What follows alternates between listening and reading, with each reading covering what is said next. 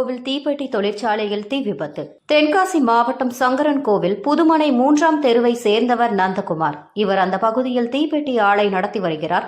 இந்நிலையில் இன்று காலையில் தீப்பெட்டி ஆலையிலிருந்து திடீரென புகை வெளியேறியது.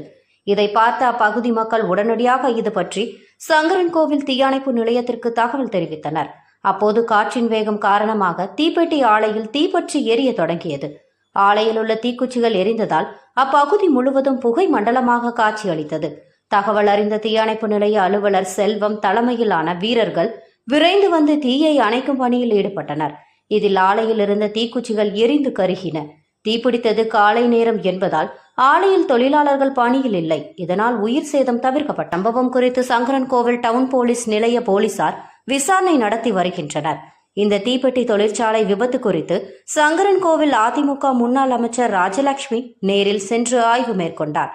இந்த தீப்பெட்டி தொழிற்சாலையில் திடீரென தீப்பிடித்த சம்பவம் அந்த பகுதியில் பெரும் பரபரப்பை ஏற்படுத்தியது.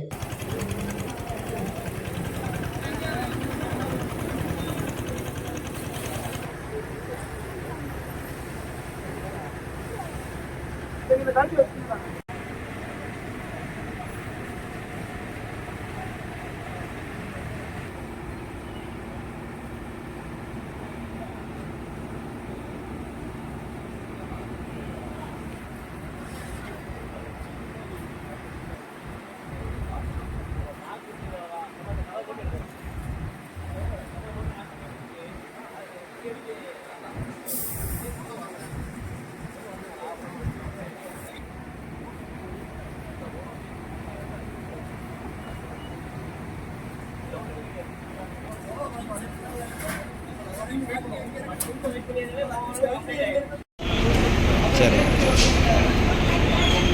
ஏன்னா நம்ம அந்த இது வெட்டினரி